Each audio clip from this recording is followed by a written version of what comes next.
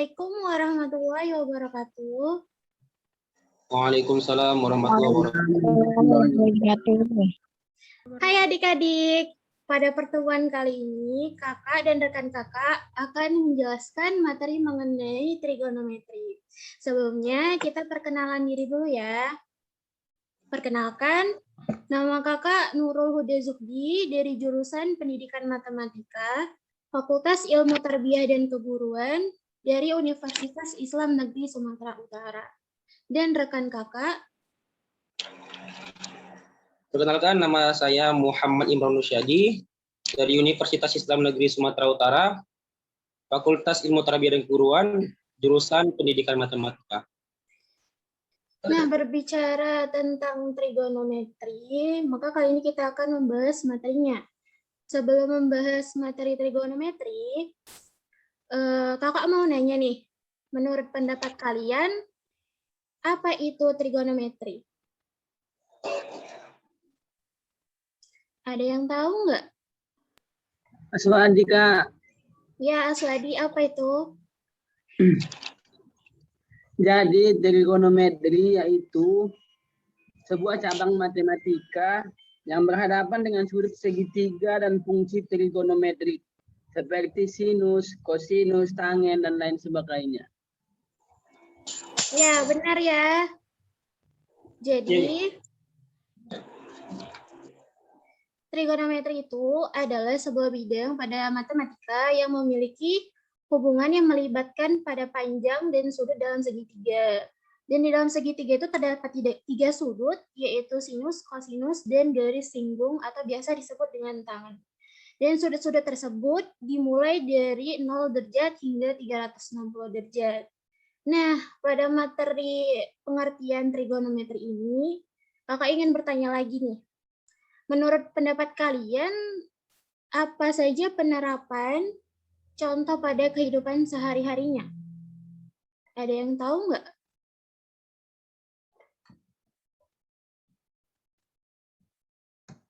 Ada yang tahu nggak? Enggak, Kak. Nah, jadi contoh penerapannya dalam kehidupan sehari-hari itu seperti pada gambar berikut. Nah, ini merupakan salah satu penerapannya dalam kehidupan sehari-hari. Seperti bisa membantu teknik sipil dalam membangun sebuah rumah, khususnya dalam menghitung sisi miring pada sebuah atap tersebut.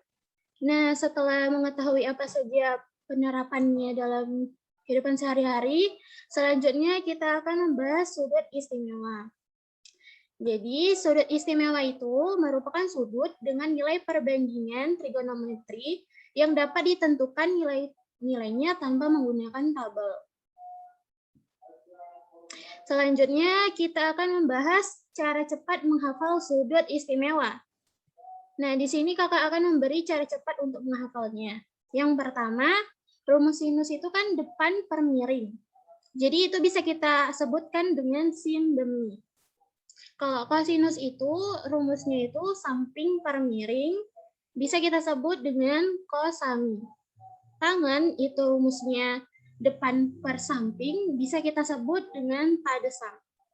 Koseken itu rumusnya miring per depan, bisa kita sebut dengan kosek mide. Seken itu rumusnya miring per samping, bisa kita sebut dengan sek misam. Kotan, yaitu rumusnya itu samping per depan, bisa kita sebut dengan kot samde. Selanjutnya kita akan membahas materi perbandingan trigonometri untuk sudut-sudut istimewa. Nah, ini dia bentuk perbandingannya. Ini dengan permisalannya sudutnya alfa. Jadi, sin alfa 0 yaitu 0, sin alfa 30 derajat yaitu setengah, sin alfa 45 derajat yaitu setengah akar 2, sin alfa 60 derajat yaitu setengah akar 3, sin alfa 90 yaitu 1.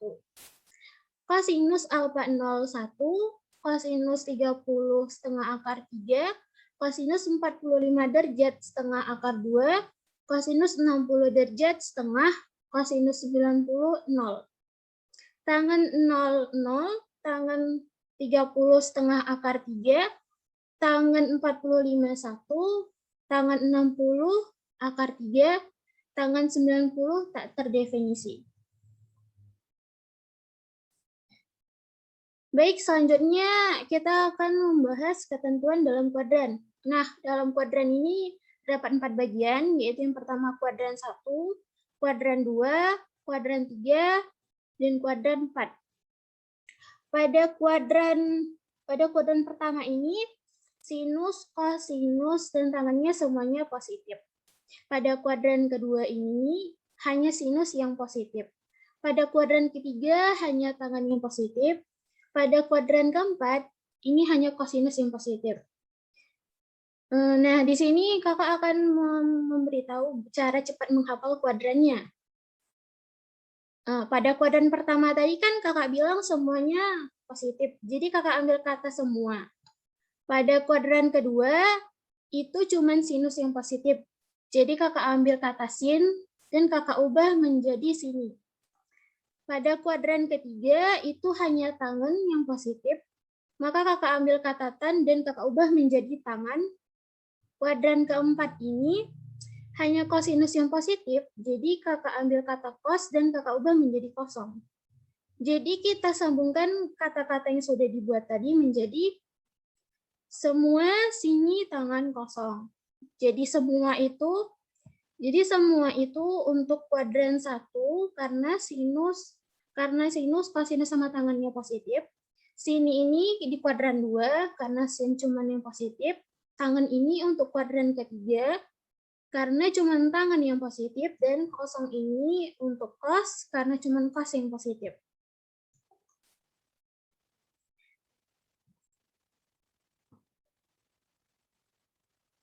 Nah, baik, terima kasih kepada Kak Nurul Huda Zuhdi. Tadi kita sudah belajar tentang sudut-sudut istimewa dan kuadrannya. Kemudian kali ini Abang akan menjelaskan tentang relasi sudut di berbagai kuadran. Oke. Sebelum Abang masuk ke pengertiannya, adik-adik sekalian, kira-kira ada yang tahu nggak apa sih pengertian relasi sudut trigonometri ini? Ada yang bisa jawab? Apa pengertian dari relasi sudut trigonometri? Belum tahu Bang, jarang kedengaran ini. Coba abang aja yang jelasin. Oke, baik ya. Abang akan jelaskan. Baik, relasi sudut trigonometri.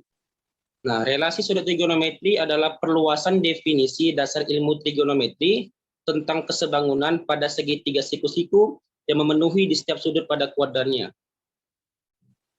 Kemudian, ada yang tahu nggak apa aja sih penerapan relasi sudut di berbagai kuadran ini pada kehidupan sehari-hari kita?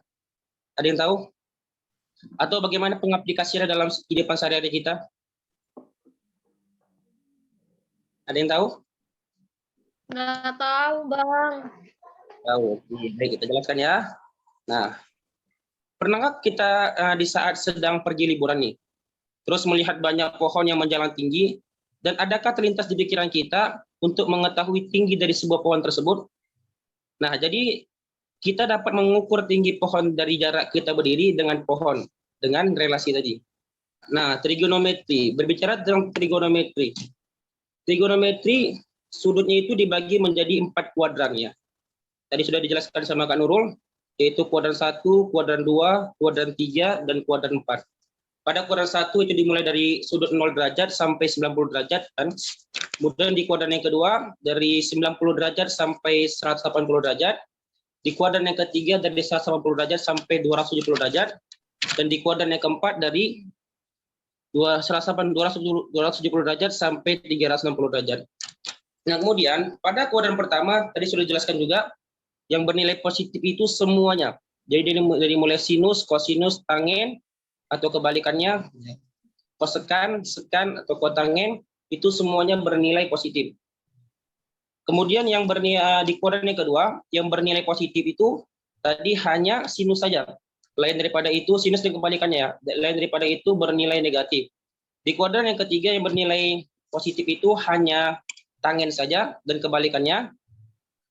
Dan yang lain itu negatif. Dan di kuadran yang keempat yang bernilai positif hanya kosinus. dan sekan. Oke. Baik, kemudian sinus ketika dia bertemu dengan 90 derajat, itu berubah menjadi kosinus. Kosinus ketika berjumpa dengan sudut 90 derajat berubah menjadi sinus. Nah, kemudian tangen yang ketika dia berjumpa dengan sudut 90 derajat akan menjadi kotangen. Nah, kemudian ketika sinus berjumpa dengan sudut 180 derajat itu akan berubah menjadi sinus, tetap ya, tidak berubah ya, tetap. Kemudian kosinus ketika berjumpa dengan sudut 180 derajat tetap tidak berubah, tetap kosinus, dan tangen yang ketika berjumpa dengan sudut 180 derajat tetap tidak berubah, tetap tangen. Nah, sebenarnya tidak harus 90 derajat saja sinus itu berubah.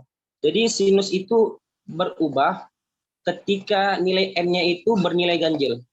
Nah, maksudnya gini. Jadi ketika nilai n-nya itu 1, 3, 5, seperti 90 derajat berarti nilai n-nya 1, kan? Atau 270 derajat berarti nilai n-nya 3, atau 450 derajat berarti nilai n-nya 5. Nah, ketika trigono sinus kosinus tangen tadi bertemu dengan sudut 90 derajat, 270 derajat dan 450 derajat, maka dia berubah menjadi kosinus. Dan kosinus yang bertemu dengan 90 derajat, 270 derajat dan 450 derajat dia akan berubah menjadi sinus. Begitu juga dengan tangen. Ketika dia bertemu dengan sudut 90 derajat, 270 derajat dan 450 derajat dia akan berubah menjadi kotangen. Nah, kemudian jadi kita di sini bisa membuat kesimpulannya ketika sinus itu berjumpa dengan sudut 90 derajat, 270 derajat dan 450 derajat, maka dia berubah menjadi kosinus. Jadi setiap trigono ketika dia berjumpa dengan sudut 90 derajat tadi, 270 derajat dan 450 derajat, dia akan berubah. Tetapi ketika dia berjumpa dengan sudut 180 derajat, kemudian 360 derajat dan 540 derajat, maka dia tetap tidak berubah. Nah, oke. Kemudian sampai sini paham? Sampai di sini paham? Paham, Bang. Paham. Paham Mas Wadia? Oke, kita lanjut ya. Kalau sudah paham, kita masuk ke contoh soal ya. Nah, untuk perbandingan trigono berikut, nyatakanlah dalam perbandingan trigonometri sudut komplemennya. Nah, soal yang pertama yaitu kosinus 150 derajat. Nah, ini bisa kita tulis cos 150 derajat itu kan 90 tambah 60. Nah, yang kita ambil itu yang belakangnya saja, 60 derajatnya saja. Nah, ingat, kosinus ketika dia berjumpa dengan 90 derajat, itu berubah menjadi sinus. Kan gitu. Nah, jadi sin 60 derajat. Nah, lihat lagi. Cos 150 derajat ini berada di kuadran berapa? Aswadi, cos 150 derajat berada di kuadran berapa, Aswadi? 90, Bang. Berada di kuadran keberapa? 150 derajat. Kuadran ke-1. Kedua ya. Kedua. Nah, di kuadran yang kedua. Nah, di kuadran yang kedua, kosinus itu nilainya negatif. Berarti negatif sin 60. Nah, berapa sin 60? Tadi dalam studi istimewa, yaitu min setengah akar 3. Kenapa min? Karena 150 derajat tadi berada di kuadran yang kedua. Oke, selanjutnya kita masuk ke soal yang kedua. Yaitu tan 40 derajat. Itu berapa, Rul? Aduh. Tan 225.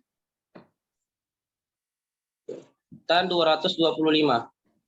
Nah, sama seperti tadi, 225 itu kan sama seperti 180 tambah 45 ya. Nah, yang kita ambil yang belakangnya saja, 45 derajat saja. Nah, ingat kembali, tan ketika berjumpa dengan sudut 180 derajat, maka dia tetap tidak berubah kan? Menjadi tan 45 derajat berarti. Nah, kemudian tan 225 ini berada di kuadran keberapa? Ada yang tahu?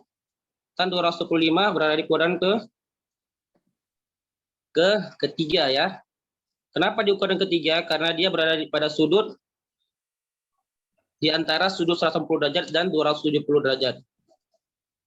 Sampai sini kira-kira bisa dipahami? Berarti paham semua ya? Bisa, Oke. Pak. Baik, di sini ada catatan yang sesuai dengan dibilang Abang Imron tadi. Untuk perubahan sudut tadi, ada hal yang terpenting untuk dipahami, yaitu jika kita menggunakan 90 dan 270 derajat, maka konsepnya akan berubah. Sin berubah menjadi cos berubah menjadi sin, tan berubah menjadi kotan, dan yang kedua, jika kita menggunakan 180 dan 360 derajat, maka konsepnya akan tetap sama.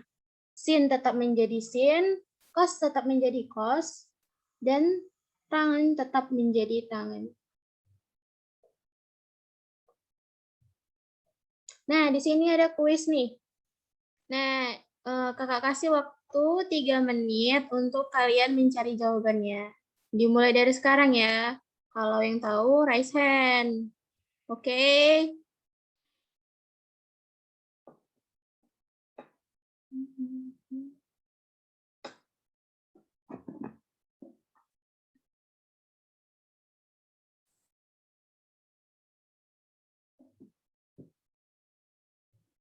Nah, itu ada yang sudah raise hand. Namanya Rara Ramadhani. Coba jawab. Dicoret-coret aja di sini. Bisa kan?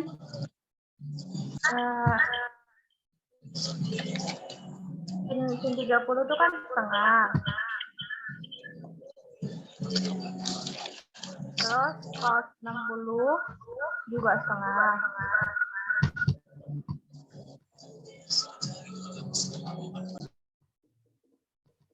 Udah nggak apa-apa lah ya.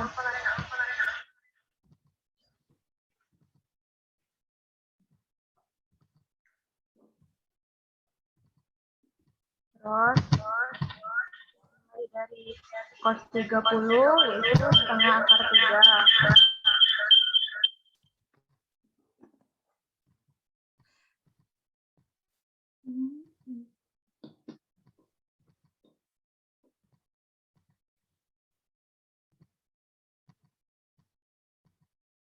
Mulai dari sin 60 juga setengah akar 3.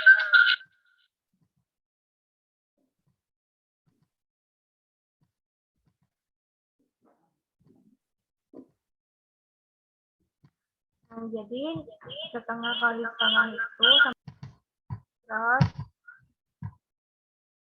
nilai tadi kan setengah kali setengah seperempat. Ya. Akar 3 dikali akar 3 itu 3. Jadi seperempat tambah 3, 3/4.